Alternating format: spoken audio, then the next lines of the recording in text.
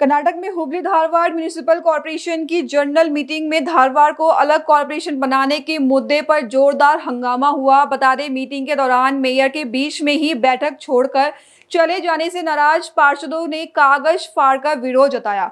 उनका आरोप था कि बिना चर्चा के प्रस्ताव पास किया जा रहा है। पार्षदों ने मेयर और बीजेपी सदस्यों के खिलाफ नाराजगी जताई है। मामला लंबे समय से विवाद में है और अब आगे सरकार के फैसले पर नजर रहेगी, लेकिन हमें इंतजार करना होगा और देखना होगा कि अलग म्युनिसिपल कॉर्पोरेशन का मुद्दा कब खत्म होगा। ಕೂಡ ಆಗಿರುತ್ತೆ ಆ ದಿನದಲ್ಲಿ ಕಾಂಗ್ರೆಸ್ ಶಾಸಕರು ಮತ್ತು ಬಿಜೆಪಿ ಶಾಸಕರು ಮತ್ತು ಸಂಸದರು ಎಲ್ಲರೂ ಕೂಡಿ ಪ್ರತ್ಯೇಕ ಮಹಾನಗರ ಪಾಲಿಕೆ ಆಗ್ಬೇಕಂತ ಹೇಳಿ ಸದನದಲ್ಲಿ ಚರ್ಚೆಯನ್ನು ಕೂಡ ಮಾಡಿರ್ತಾರೆ.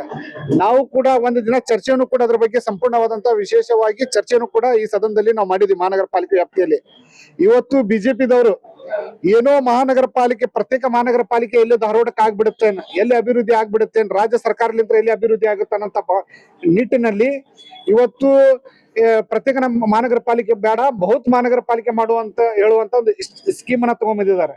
ಅದ್ ಎದಕ್ ಮಾಡಾಕತ್ತೀರಿ ಅಂತ ಕೇಳಿದ್ರೆ ಅನುದಾನ ಹೆಚ್ಚಿಗೆ ಬರ್ತೈತಿ ಅಂತ ಹೇಳಿ, ಅನುದಾನ ಹೆಚ್ಚಿಗೆ ಬರುತ್ತಂತ ಹೇಳಿ ನಾವು ಉದ್ದೇಶ ಕೇಳಿದಾಗ ಇಲ್ಲ ಹಿಂದೆ ಬಂದಿತ್ತು ಅಂತ ಹೇಳಿದ್ರೆ ಅದ್ ರಿಪೋರ್ಟ್ ಕೂಡ ತೆಗೆದು ನೋಡಿದ್ರೆ ಅನುದಾನನು ಹೆಚ್ಚಿಗೆ ಬಂದಿಲ್ಲ.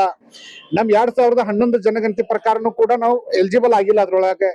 ಆದ್ರೆ ಇವತ್ತು ವಿಶೇಷವಾಗಿ ಬರೀ ಏನು ಬ್ಯಾನರ್ ರಾಜಕಾರಣ ಮಾಡುವಂತದ್ದು, ಸದನದಲ್ಲಿ ಮಾತಾಡಿ ಅದು ಸೋಷಿಯಲ್ ಮೀಡಿಯಾದಲ್ಲಿ ಹಾಕುವಂತ ರಾಜಕಾರಣ ಮಾಡುವಂತದ್ದು, ಇದೇ ಭಾಗದ ಮಹೇಶ್ ತೆಂಗಿನಕಾಯಿ ಅವರು, ಅರವಿಂದ್ ಬೆಲ್ಲದವರು, ಪ್ರಹ್ಲಾದ್ ಜೋಶಿ ಅವರು ಬಹಳ ಎಷ್ಟೋ ಬ್ಯಾನರ್ ಗಳನ್ನ ಕಟ್ಟಿದ್ರು. ಹುಬ್ಳಿದಾಗ ಪ್ರತ್ಯೇಕ ಮಹಾನಗರ ಪಾಲಿಕೆ ನಾವು ಮಾಡ್ತಾ ಇದೀವಿ, ನಾವೇ ಮಾಡ್ತೀವಿ ಅನ್ನುವಂತ ಭಾವನೆ ಇಟ್ಕೊಂಡು ಎಲ್ಲೇ ಒಂದು ಕಡೆ ಜನರಿಗೆ ಆಶೆಯನ್ನು ಉಂಟು ಮಾಡುವಂತದ್ದು ಕೂಡ ಮಾಡಿದ್ರೆ, ಇವತ್ತು ರಾಜಕೀಯವಾಗಿ ಇವತ್ತು ತಾವು ಧಾರವಾಡಕ್ಕೆ ಏನು ಮೆಸೇಜ್ ಕೊಡ್ತಾ ಇದ್ರಿ, ಧಾರವಾಡ ನೀವು ಅಭಿವೃದ್ಧಿ ಮಾಡಕ್ ಆಗ್ತಾ ಇಲ್ವಾ?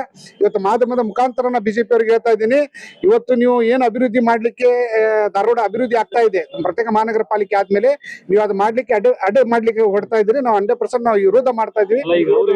ನಾವು ಇದು ಸಂಪೂರ್ಣವಾದಂತ ವಿರೋಧ ಐತಿ. ನಾವು ಪ್ರತ್ಯೇಕ ಮಹಾನಗರ ಪಾಲಿಕೆ ಆಗ್ಬೇಕು. ನಮ್ಗೆ ಇವತ್ತು ನೋಡ್ರಿ ಚರ್ಚೆ, ಇವತ್ತು ಎಲ್ಲಿ ಚರ್ಚೆ ಆಗತ್ತು, ನಾವು ಅದ್ರ ಬಗ್ಗೆ ಎಲ್ಲಿ ಡಿಸ್ಕಷನ್ ಆಗತ್ತು, ಎಲ್ಲಿ ಅವ್ರಿಗೆ ಚೀಮಾರಿ ಆಗತ್ತು, ಮುಖ ನೋಡ್ಲಾರಂತ ಪರಿಸ್ಥಿತಿ ಬರುತ್ತೆ ಅಂತ ಹೇಳಿ ಈ ಕಳ್ಳರು ಹೆಂಗ್ ಓಡ್ತಾರಲ್ಲ ಆ ರೀತಿ ಓಡುವಂತ ಪರಿಸ್ಥಿತಿ ನಾವು ಎಲ್ಲ ಸದನದಲ್ಲಿ ನೋಡುವಂತದ್ದು ಇವತ್ತು ಕಣ್ಮುಚ್ಚೆ ನೋಡುವಂತದ್ದು ಆಗ್ತಾ ಇದೆ. ಇವತ್ತು ಇಡೀ ನಮ್ಮ ಶಾಸಕರು ಕೂಡ ನಾವು ಈ ಗಮನ ತಗೊಂಡ್ಬಂದಿದ್ವಿ, ಈ ರೀತಿ ಬಂದಿದೆ ಸರ್, ಮತ್ತೆ ಯಾವ ರೀತಿ ಮಾಡ್ಬೇಕಂತ ಹೇಳಿ ನಮ್ಮ ಪಕ್ಷದ ಅಧ್ಯಕ್ಷರು, ಶಾಸಕರಿಗೆ, ನಮ್ಮ ಜಿಲ್ಲಾ ಉಸ್ತುವಾರಿ ಸಚಿವರಿಗೆ ಎಲ್ಲರೂ ಕೂಡ ಗಮನ ತಗೊಂಡ್ಬಂದಾಗ ಇದು ತೀವ್ರವಾಗಿ ನೀವು ಬೈಕೌಟ್ ಮಾಡ್ಬೇಕನ್ನೋಂತ ಕೂಡ ನಮ್ಗೆ ಆದೇಶನ ಕೊಟ್ಟಿದ್ರು. ಯಾಕಂತ ಹೇಳಿದ್ರೆ ಧಾರವಾಡ ಜನತೆಗೂ ಕೂಡ ಒಳ್ಳೇದಾಗ್ಲಿ, ಇಲ್ಲಿ 4-5 ಮಂದಿ 7 ಮಂದಿ ಕಾರ್ಪೊರೇಟರ್ಸ್ ಬರೀ ತಮ್ಮ ಹಿಡಿತ ಹಿಡ್ಕೊಂಡು ಅಧಿಕಾರ ಬರ್ಲಿ ಅನ್ನುವಂತ ಉದ್ದೇಶ ಇಟ್ಕೊಂಡು ಇದು ಮಾಡ್ತಿದ್ದಾರೆ. ಸರ್ಕಾರದ ಹೆಂಗ್ ಮಾಡ್ತಾರೆ ಇದು 100% ಇದು ಆದೇಶ ಪ್ರತ್ಯೇಕ ಮಹಾನಗರ ಪಾಲಿಕೆ ಆಗೇ ಆಗುತ್ತೆ. ಇದ್ರೊಳಗೆ ಎರಡನೇ ಮಾತಾ ಸಂಖ್ಯೆ ಆಧಾರದ ಮೇಲೆ ಅನುದಾನದ ಸಮಸ್ಯೆ ಆಗುತ್ತೆ ಅನ್ನೋ ಕಾರಣಕ್ಕೆ ಇಲ್ಲಿ ಪ್ರತ್ಯೇಕ ಮಹಾನಗರ ಪಾಲಿಕೆ ಬೇಡ ಅಂತ ಅಂದ್ರೆ ಇದು ಇವ್ರಿಗೆ ಎಲ್ಲ ಬ್ಯಾನರ್ ಹಾಕೊಂಡ್ರು ಸದನದಲ್ಲಿ ಮಾತಾಡಿದ್ರು. ಅವತ್ತು ಇವ್ರಿಗೆ ಅರಿವು ಇದ್ದಿದ್ದಿಲ್ಲ ಸರ್, ಇವ್ರಿಗೆ ಅವತ್ತು ಅರಿವು ಇದ್ದಿದ್ದಿಲ್ಲ, ಅವಾಗ ಎಲಿಜಿಬಲ್ ಐತೆ. ಈಗ ಎಲ್ಲೇ ಕಾಂಗ್ರೆಸ್ ಇದ್ರಲ್ಲಿ ಸರ್ಕಾರದಲ್ಲಿ ಇದಾಗತ್ತಲ್ಪ ಅಂತೇಳಿ ಒಟ್ಟು ಅಷ್ಟೇ ಇವ್ರಿಗೆ ಬರೀ ರಾಜಕೀಯ ಮಾಡ್ಬೇಕಾಗ್ತದೆ. ಬರೀ ಕ್ರೆಡಿಟ್ ಸಂಬಂಧ ರಾಜಕಾರಣ ಮಾಡುವಂತದ್ದು ಬಿಜೆಪಿ ಅವರು.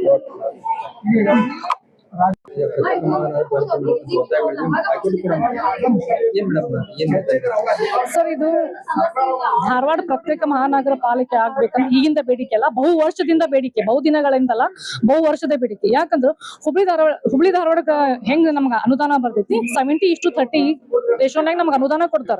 ಹುಬ್ಳಿಗೆ 70% ಕೊಡ್ತಾರ, ಧಾರವಾಡಕ್ಕೆ 30% ಕೊಡ್ತಾರ.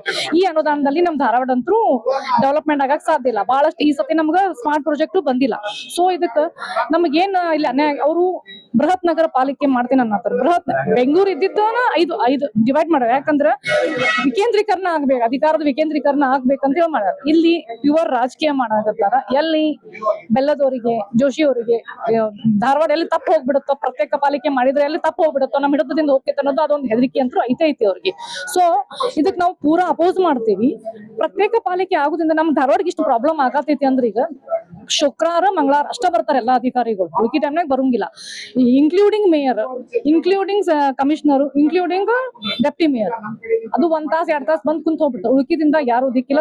ಆಮೇಲೆ ನಮಗೆ ಎಲ್ಲಾ ಎಲಿಜಿಬಿಲಿಟಿನೂ ಅದೇನೋ ಪ್ರತ್ಯೇಕ ಪಾಲಿಕೆ ಆಗ್ಬೇಕು, ನಮ್ಗೆ ಇನ್ಫ್ರಾಸ್ಟ್ರಕ್ಚರ್ ಐತಿ, ಏನೇನ್ ಬೇಕು ನಮಗೆಲ್ಲಾ ಐತಿ. ಸೊ ಎದಕ್ ವಿರೋಧಿ ಇದು? ನಮಗಿದು ಬಹಳ ಅನ್ಯಾಯ ಆಗೈತಿ, ಧಾರವಾಡ ಜನತೆಗೆ ಬಹಳ ಅನ್ಯಾಯ ಐತಿ. ಇದು ಯಾವ್ದು ಎಲ್ಲಾ ಕ್ರೈಟೀರಿಯಾ ಫುಲ್ಫಿಲ್ ಆಗಿತ್ತು. ಅವ್ರ ಏನು 15 ಫೈನಾನ್ಸ್ ಬರ್ತೈತಿ, 16 ಫೈನಾನ್ಸ್ ಬರ್ತೈತಿ, ಅದೆಲ್ಲಾ ಇದ್ದಾಗೂ ಬರ್ತೈತಿ.